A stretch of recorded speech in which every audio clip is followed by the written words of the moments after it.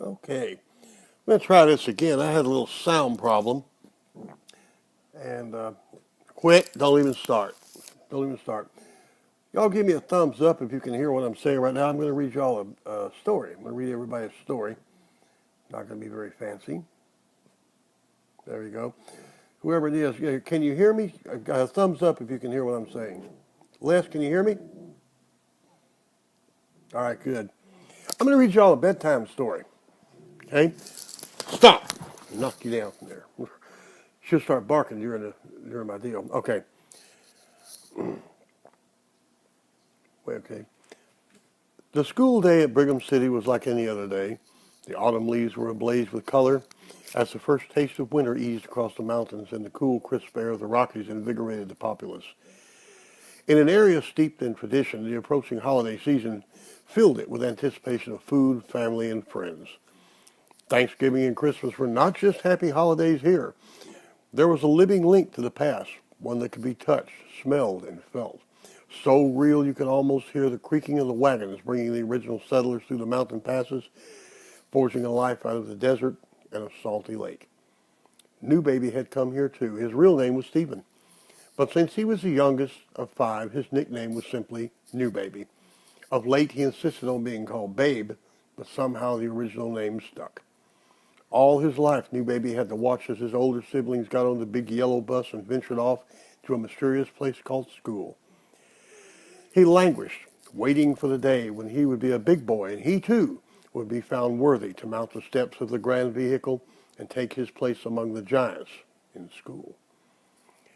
New Baby, like his three brothers and sister, had been adopted.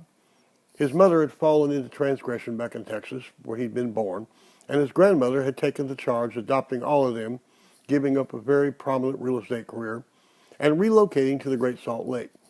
She had married a man named Joe. Joe was a Vietnam veteran. 3 Bronze Stars, 1 Silver, a Purple Heart, and a great big case of Agent Orange awarded to him for his service. Right before his death, Joe had purchased a home in Brigham City. The Big Blue House, the children called it, and they considered it to be a wonderland. It wasn't dry and hot like Texas, and there were trampolines, and there were swings and apple trees. 2 weeks before he died, Joe formally adopted the children, all of them, and he bequeathed them his legacy. The buddies, as they called themselves, were now secure for life. Because of inter-family jealousy, the complications of relocation and everyday life, on occasion the state would come around and reappraise the children in their situation. The result was always the same. They lived in a palace, they ate the best food, they had the best medical care, and they knew it all came from Joe.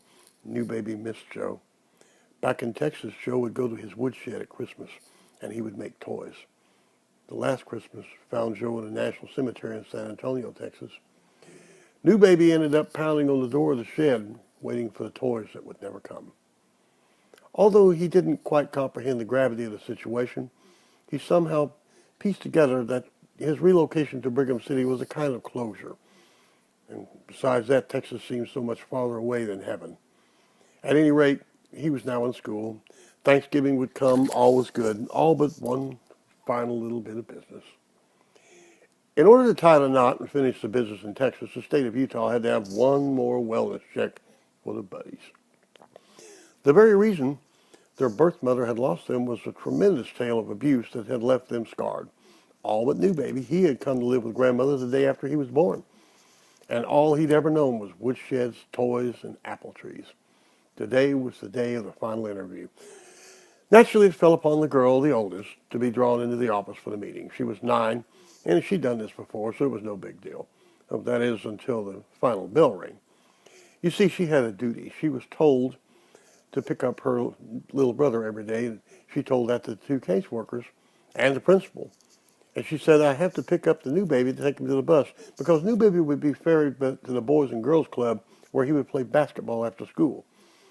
His older sister would meet him at the schoolroom, take him to meet his 3 older brothers. They would all go to the club where they would spend a couple hours playing before grandmother picked them up, ending another perfect day in paradise. When New Baby exited his class, the sister simply wasn't there. She had been detained in the office by the 2 caseworkers and the principal for more pressing business. In spite of her insistence, she sat there locked down while the new baby waited at his classroom door. After a bit, he worked his way out to the schoolyard. Perhaps she was there. Or even his three older brothers. They could be there. Why, that's where all the children go, isn't it? It was his first year of school, and he hadn't quite grasped the difference between recess and dismissal. There were no children in the schoolyard. Working his way back to the main hall, he passed the classroom again, completely ignored by the teacher who was much too busy with her life to worry about one little boy who was trying to find his siblings. About that time, another child came and told him that Big Sister was locked in the office. Unknown to him, while he was searching the schoolyard, his three older brothers had already boarded the bus, and they were by now at the Boys and Girls Club, and for the first time in his life, the new baby was alone. He wiped his eyes and he formulated a plan. First, he had to face the fact that his family was gone. Next, he had to get back to Texas. His papa was there. His grandfather was in Texas, and he knew the Boys and Girls Club was safe ground. During the summer, Papa had even come there and taken him to the Boys and Girls Club, so he reasoned that somehow, some way, if he could just find his way there, Papa would come from Texas and save him, and he knew that Texas had to just be the other side of that mountain. So without further thought or consideration, and absolutely no interference from the teacher, the caseworkers, or the principal, the new baby strolled out the front door of the school and began to try to find the Boys and Girls Club. He had absolutely no idea where he was going. He wound his way down a residential street to another, and then another street, until he came to a very large street with lots of speeding cars whizzing by. The new baby knew he had to take the chance, and the time was now. If he ever wanted to find the Boys and Girls Club and Papa, he had to make it across this street.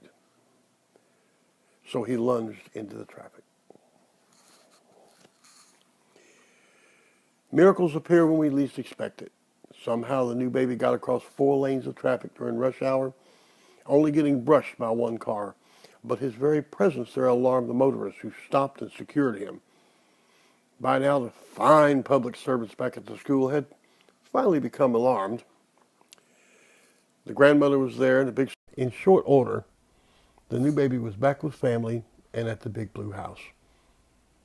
You know, the Mormons believe in guardian angels, and there was one most certainly there that afternoon in Brigham City. Of course, the caseworker, the teacher, and the principal would begin the proper spin in true bureaucratic fashion so as to secure their pensions, dissecting the details of the new baby's journey to Bountiful. But the core facts remained the same.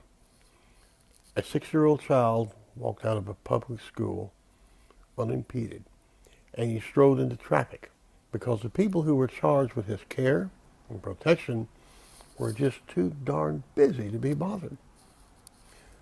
The prophet Joseph Smith was surely the crossing guard that day.